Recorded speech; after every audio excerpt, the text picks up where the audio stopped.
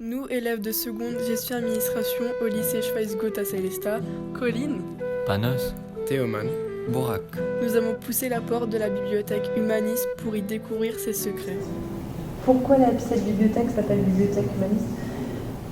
Parce que c'est une bibliothèque patrimoniale qui conserve en fait deux anciennes bibliothèques qui ont été constituées au XVe et au XVIe siècle. Et donc c'est la période de la Renaissance et de l'humanisme.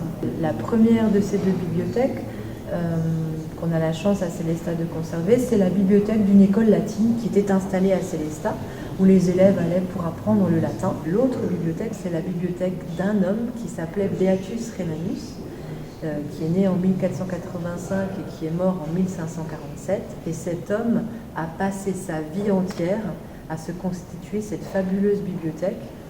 Et à la différence des autres humanistes de son temps, il a, lui, décidé de léguer sa bibliothèque de manière intégrale à sa ville natale.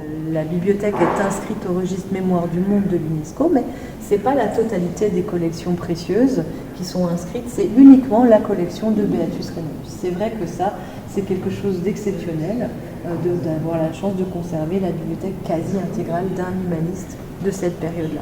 Ces deux bibliothèques ont été constituées pendant la période de la Renaissance, mais à l'intérieur de ces deux bibliothèques, on a des livres beaucoup plus anciens qui datent du Moyen-Âge.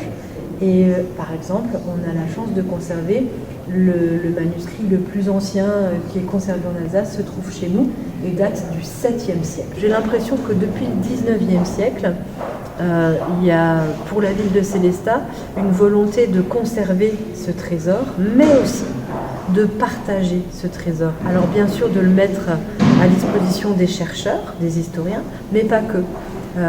Quand on regarde un petit peu les écrits et comment ont été présentés les ouvrages dans la bibliothèque municipale au 19e, on se rend compte que déjà il y a des livres précieux et anciens qui sont mis en valeur pour être présentés au public. Beatus, déjà de son vivant, a réussi à mettre la main sur des livres magnifiques et du coup on a vraiment des pépites à l'intérieur de ce trésor. Par exemple, un ouvrage, on dit souvent de lui que c'est l'acte de baptême de l'Amérique parce que c'est la toute première fois dans ce livre qui s'appelle l'Introduction à la Cosmographia, c'est la toute première fois où on va avoir le mot America imprimé. Mais de la toute première édition, dans le monde, il ne reste plus que 3 exemplaires connus, dont un à Célestat.